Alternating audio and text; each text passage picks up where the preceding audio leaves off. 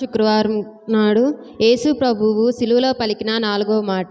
మత్తయి సువార్త 27వ అధ్యాయము 46వ వచనం.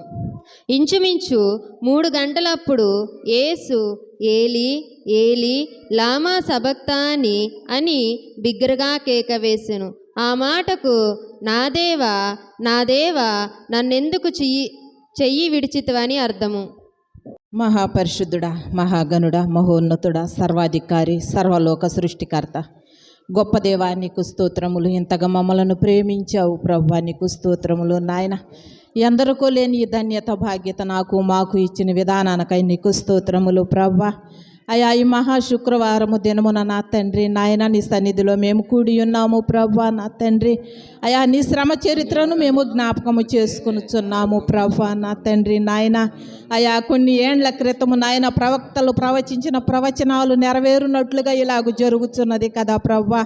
దయగల యేసయ్యా నీకు స్తోత్రములు. ఆమోసు ప్రవక్త ప్రవచించి ఉన్నాడు ప్రభువా. మధ్యాహ్నము నా తండ్రి చీకటి కమ్మును అంటున్నావు ప్రభువా. నా తండ్రి నాయన దయగల యేసయ్యా నీకు స్తోత్రములు నాయన. నువ్వు శ్రమ పడుచు కూడా ప్రభా ఇతరులను క్షమించి ఉన్నావు ప్రభా. నా దేవా నీకు స్తోత్రములు నాయన.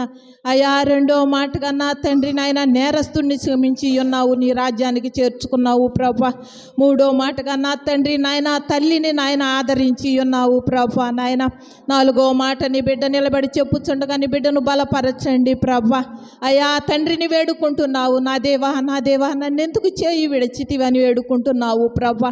శ్రమలు నా తండ్రి అధికమైన ఎడల నా తండ్రి నాయన అయా నీవు మానవ స్వరూపముగా పుట్టినవాడు కనుక నాయన భరించలేని బాధతో ప్రభా నా దేవా నన్నెందుకు చేయి విడిచితివని తండ్రిని వేడుకొనుచున్నావు ప్రభా. తండ్రి నాయన నీ బిడ్డ నిలబడి చెప్పుచుండగా నాయన నీ బిడ్డను బలపరచండి ప్రభా. అయా 2 ఆత్మతో నింపండి ప్రభా నాయన. విద్య లేని పామరులైన నువ్వు శిశువులుగా చేసుకున్నావు కదా ప్రభా. తండ్రి నీ బిడ్డ నిలబెట్టుకొని మాట్లాడి సహాయం చేయండి. ప్రతి ఒక్క హృదయాన్ని తెరవండి ప్రభా. అయా నాయన ఇది కథలుగా చెప్పుకునేది కాదు కానీ ప్రభా నా తండ్రి నాయన మేము నీ నిత్యరాజ్యానికి చేరాలంటే ప్రభా నీ అమూల్యమైన మాటలు, శ్రేష్టమైన మాటలు, ఆణిముత్యాల లాంటి మాటలను మా హృదయాల్లో భద్రపరుచుకొని వాటి ప్రకారం నడుచుకునే జ్ఞానమును, జ్ఞాపక శక్తి, తెలివిని దయచేయమని యేసయ్య అతి శ్రేష్టమైన నామమును అడిగి వేడుకొని ప్రార్థిస్తున్నాను తండ్రి. ఒకసారి స్తోత్రాలు వందనాలు చెల్లిస్తున్నాను. అలాగే సమయం ఇచ్చిన అయ్యగారికి వందనాలు చెల్లిస్తున్నాను. కూడి వచ్చిన మీ అందరికీ నా వందనాలు. నాకు ఇచ్చిన అంశము మత్తయి సువార్త 27వ అధ్యాయము 44వ వచనం 45వ వచనం చదవండి.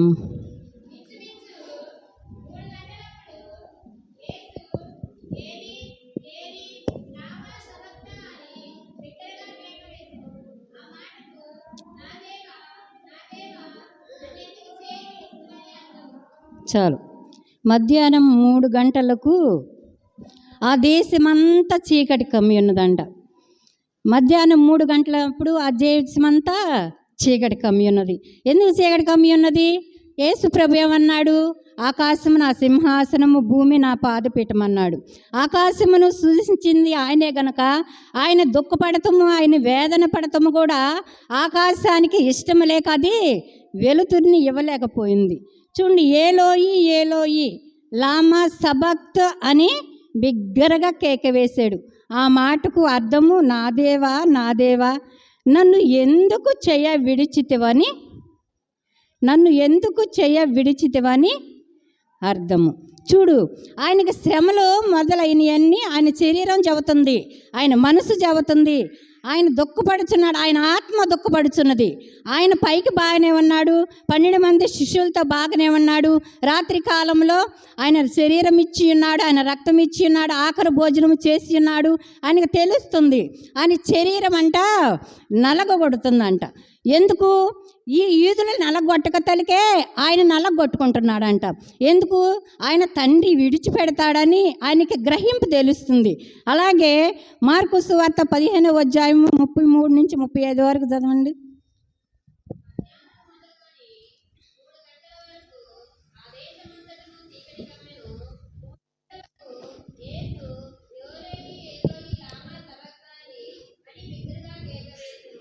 చాలు. ఇక్కడ కూడా ఏమంటున్నాడు మార్కు సువార్తలో కూడా ఏలోయి ఏలోయి లామా సబక్త అని బిగ్గరగా కేక వేశాడు. చూడండి, అలాగే కీర్తనల గ్రంథము 22వ అధ్యాయము 1 వచ్చింది చూడండి.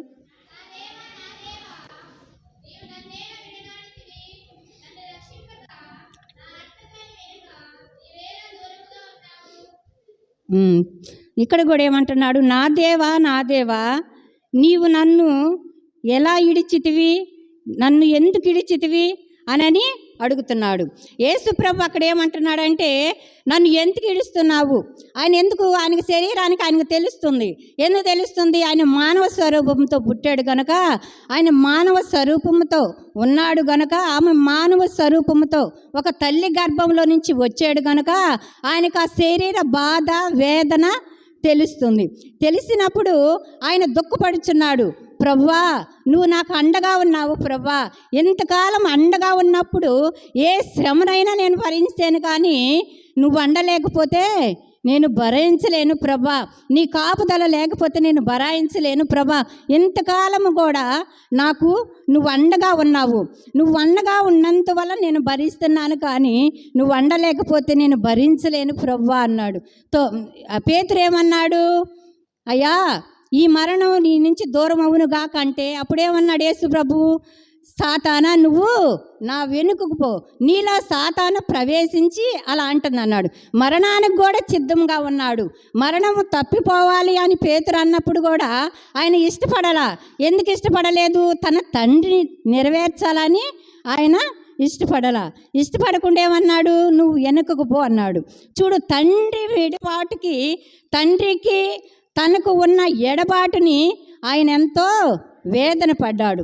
ఈ మానవులు ఎవరైనా ఉన్నారు, కానీ తన శిష్యువులకు చెప్పుకుంటున్నాడు. తన బంధుమిత్రులకి ఎవరికి చెప్పలా, తన శిష్యువులతో చెప్పుకుంటున్నాడు. ఆయన వేదన ఏందో ఆయన ప్రార్థన చేసుకుంటున్నాడు. ఆయన వేదన ఏందో ఆయనే భరిస్తున్నాడు, కానీ తండ్రిని ఒక్క మాట కూడా అనలా. ఎందుకనలేదు? తన తండ్రికి కుమారునికి సంబంధం ఉంది గనుక నా చెయ్యి విడవద్దు అంటున్నాడు. ఆయన ఎందుకు ఇడిచాడు? ఈ శ్రమలు తట్టుకోడా, ఈ శ్రమలు భరాయించడా అని తండ్రి ఏం చేశాడు? తన చెయ్యిని వదిలేడు. ఆయన చూడండి, మార్కు సువార్త 14వ అధ్యాయం 33 నుంచి 35 వరకు.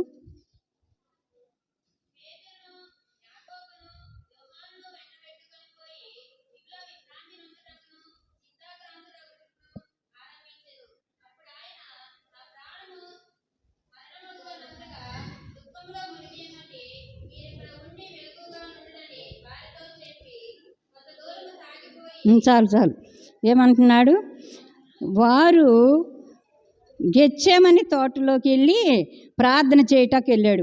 ఆయనకు అప్పుడు తెలిసిపోతుంది ఆయన మరణిస్తానికి కొన్ని క్షణాలే ఉన్నాయి, మరణిస్తానికని ఆయనకు తెలిసిపోయినప్పుడు ఏమన్నాడు? మీరు ఇక్కడే ఉండండి, నేను కొండ మీదకి వెళ్ళి ప్రార్థన చేసి వచ్చిందాక ఇక్కడే ఉండమంటున్నాడు. ఎందుకు ఉండమంటున్నాడు? అప్పుడు పేతురును అక్కడ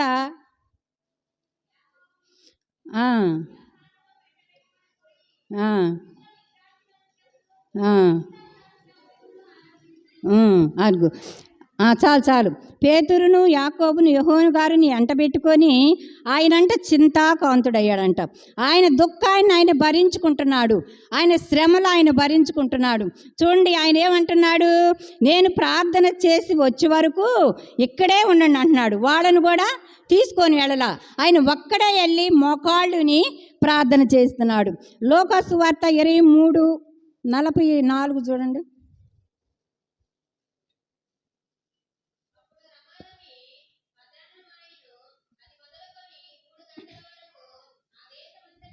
లోకాసు వార్త 22:44.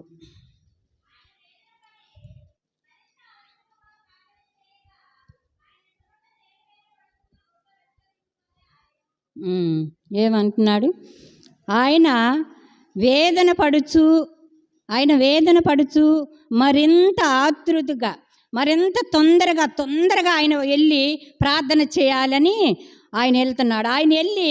ఆయన కొండ మీదకి వెళ్ళి ప్రార్థన చేసినప్పుడు ఆయన రక్తము, ఆయన చెమట, ఆయనలో ఉన్న నీరంతా కారి నేల మీద పడి అది రక్త బిందువులుగా మారిందంట. చూడండి, అక్కడే తెలిసిపోయింది ఆయనకి. ఆయన చెమట పట్టినప్పుడు ఆయన రక్తము కారినంతగా ఆలోచించాడంట. చూడండి, ఆయన బిందువులుగా మారినట్లు ఆయన చింతాకాంతుడయ్యాడంట. ఆయన చింతాకాంతుడైనప్పుడు ఆయన పరలోకానికి వెళ్తాడని తెలుసు, మరలా లెగుస్తానని తెలుసు. కానీ ఈ పాపము, ఈ దోషము ఎవరి కొరకు? మన కొరకు. మన దోషముల నిమిత్తం ఆయన సిలువలో బలి అయ్యాడు. మన పాపముల నిమిత్తం ఆయన సిలువలో బలి అయ్యాడు. చూడండి, ఫిలిప్పీయులకు రాసిన పత్రిక 2వ అధ్యాయము 7వ వచనం నుంచి 9వ వచనం వరకు.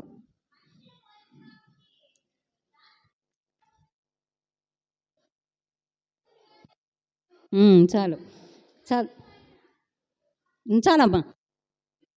పత్రిక 2:9గా.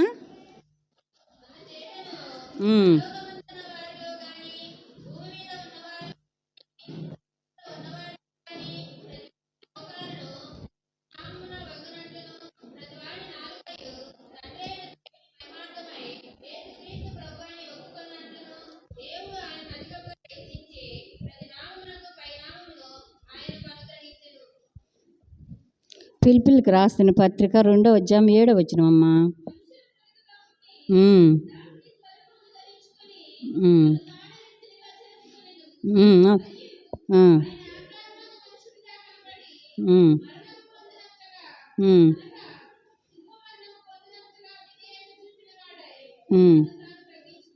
చూడండి, ఆయన మానవ స్వరూపముతో పుట్టాడు గనుక ఆయన తనను తానే శిక్షించుకుంటున్నాడంట, తనను తానే విమర్శించుకుంటున్నాడంట.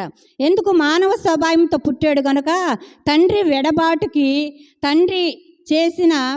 తండ్రి ఉన్న ప్రేమకి, ఆయన బంధానికి ఆయన విడిచిపెట్టలేక ఆయన తను తాను రిక్తునుగా చేసుకున్నాడంట. తను తానే నలగొట్టుకుంటున్నాడంట, తను తానే విమర్శించుకుంటున్నాడంట.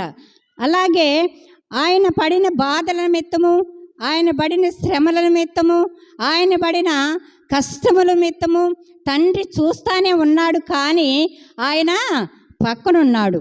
ఎందుకు? ఈ శ్రమలన్నీ భరిస్తాడా, భరించలేడా? ఈ శ్రమలన్నీ తట్టుకుంటాడా లేదా? ఈ శ్రమలకి పాత్రుడా కాదని ఆయన పక్కనుంటాడు. చూడండి, మన బిడ్డలకి ఒక దెబ్బ తగిలితే మనం ఓర్చుకోలేము, కానీ ఆయన ఓర్చుకుంటాడా? ఆయన ఓర్చుకోలేడు, కానీ పక్కనున్నాడు. ఈ శ్రమను భరిస్తాడా? ఎక్కడన్నా దూషిస్తాడా? ఎక్కడన్నా శ్రమ పడతాడా?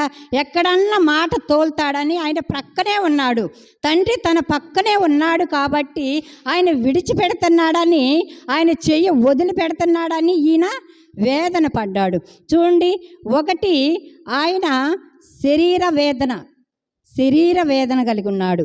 ఆయన తండ్రికి కుమారునికి ఎడబాటు కలిగినప్పుడు వెడబాటు కలిగిన వేదన కలిగి ఉన్నాడు. రెండవది శరీర వేదన కలిగి ఉన్నాడు. శరీరం ఆయన ఎప్పటికైనా నలగొట్టినప్పుడు కూడా శరీరంలో అవయవాలు అన్నీ కూడా రక్తము కాచి ఉన్నాయి. ఆయన రక్తము బిందువుగా మారింది.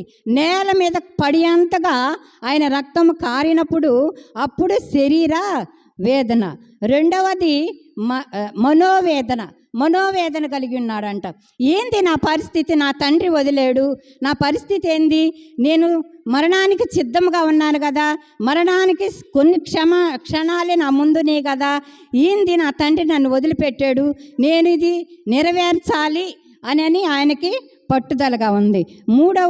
నాలుగవది ఆత్మ వేదన. ఎన్ని వేదనలు పొందాడు? ఎడబాటు వేదన, రెండవది శరీర వేదన, మూడవది మనోవేదన, నాలుగవది ఆత్మవేదన. 4 వేదనలు ఆయన పొంది ఉన్నాడు. మనమైతే ఆయనకి ఏమి ఇస్తున్నాం? ఆయన ఏం అడుగుతున్నాడు? నేను సిలువలో రక్తమంతా కార్చిన పాపుల కొరకు కార్చి ఉన్నాను, కానీ మీరు నాకేమి ఇస్తున్నారు అంటున్నాడు. చూడండి, ఆయన మన కొరకు, ఆయన దోషముల నిమిత్తము, ఆయన పాపముల నిమిత్తము, ఆయన మన పాపము మన దోషం నిమిత్తం ఆయన వేలాడుచున్నాడు. ఆయనకి మనం ఏమిస్తున్నాము? మన హృదయం ఎలా ఉన్నది?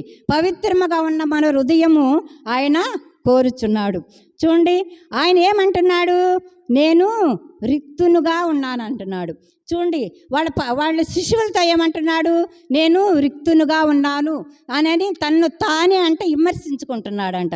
తన్ను తాను విమర్శించుకున్నట్టుకు ఎవరికి చెబుతల్లా, శిష్యువులకు కూడా చెబుతల్లా. మరి ఏమన్నాడు ఇక్కడ? మీరు మెలకువగా ఉండి నాకు ప్రార్థన చేయలేరా? మీరెందుకు నిద్రపోతున్నారు అని అడుగుతున్నాడు. వచనం చదవండి అమ్మా.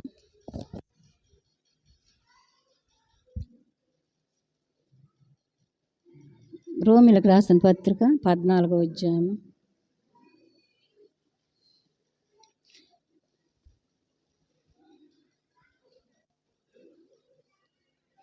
ఆయన ఎడబాటుకి ఆయన ఏమంటున్నాడు అక్కడ?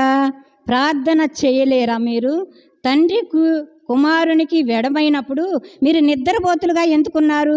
మీరు ప్రార్థన చేయలేరా? మీరు మెలకువగా ఉండలేరా అని యేసుప్రభు అంటున్నారు. యేసుప్రభు, నేను ఇంత శ్రమలో ఉన్నప్పుడు, ఇంత కష్టాల్లో ఉన్నప్పుడు మీరు ఎందుకు నిద్రపోతులుగా ఉన్నారు? మీరెందుకు గర్వంగా నిద్రపోతున్నారు అని అడిగాడా? అడగల. ప్రేమతో అన్నాడు, ఎందుకు మీరు నిద్రపోతున్నారు? ఒక్క గడియన్నా ప్రార్థన చేయలేరా? నాకు శ్రమలు ముగించుకొచ్చినాయి కదా, మీరు ప్రార్థన చేయలేరా అని శిష్యులతో అన్నాడు. మనం ఎలాగున్నాము? ఈ లెంటి దినములన్నీ మనం ప్రార్థనకు వస్తున్నాము. ఏమి వింటున్నాము? ఏమి నేర్చుకుంటున్నాము? ఏమి గ్రహిస్తున్నాము? మన హృదయాల్లో ఏమి దాచిపెట్టుకుంటున్నాము? మనం ఏమి నెరవేరుస్తున్నాము? తండ్రి చిత్తమును నెరవేర్చువాడే ధన్యుడు అంటున్నాడు. మన తండ్రి చిత్తమును నెరవేర్చేవారిలాగుంటున్నామా? మనం ఎలా ఉంటున్నాము? ఈ మధ్యాహ్న కాల సమయంలో మనం పరీక్షించుకోవాలని కోరుచున్నాను. ఈ కొద్ది వాక్యం దీవించునుగాక.